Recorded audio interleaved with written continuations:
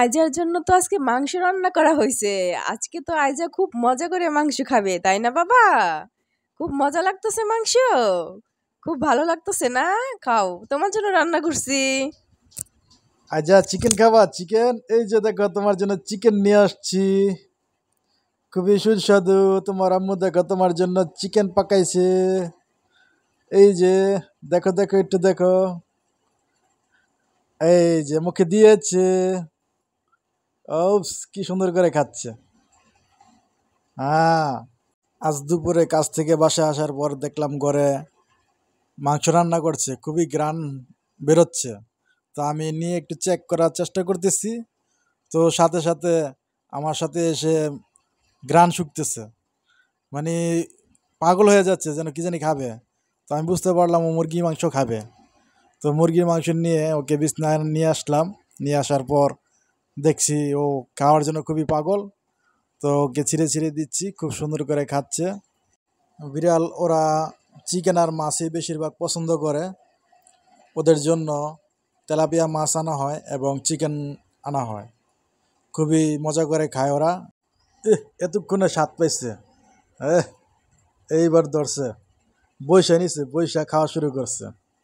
কিছুক্ষণ পরে দেখবেন কিভাবে যে খায়, পাগলের মতো হয়ে যাবে চিকেন খাওয়ার জন্য। না বউ, এটা আমার ছেলে। ওকে ছেলের মতো আদর করি, যত্ন করি, ভালোবাসা দিই। ওকে রাত্রে বিছানায় নিয়ে শুই।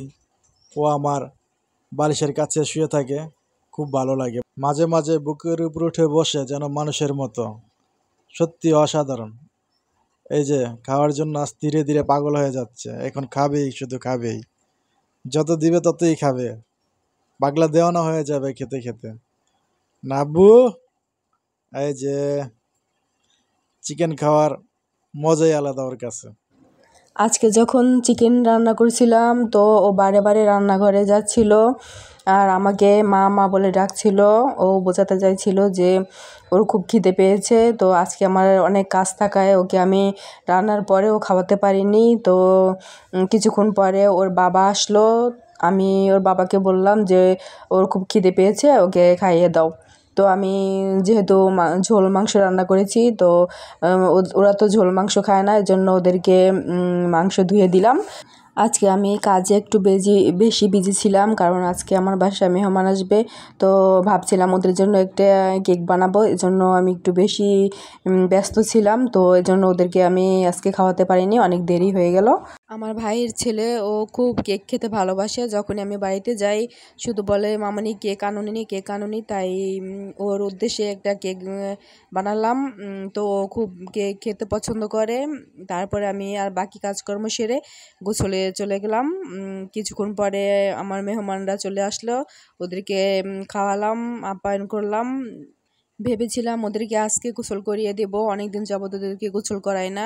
তো আজকে সকালবেলা আমাদের এদিকে প্রচুর বৃষ্টি হয়েছে, যার কারণে ওদেরকে গোসল করাইনি, যদি আবার ঠান্ডা লেগে যায়। তা এজন্য ওদেরকে আজকে আর গোসল করানো হয়নি। আমাদের আরেকটা ছেলে আছে, আপনাদের ওর সাথে পরিচয় করিয়ে দেব। ওর নাম হলো ক্যান্ডি। ও এখানে নেই আপাতত, কিছুদিন পরে ও আসবে। আমার ছোট ছেলে ক্যান্ডি, ও তো বেড়াতে গিয়েছে, এজন্য আমার বড় ছেলে আয়জা ও খুব মন খারাপ করে থাকে, কারণ ওরা দুজনে একসাথে থাকে, একসাথে খেলে, একসাথে খায়, একসাথে ঘুমায়।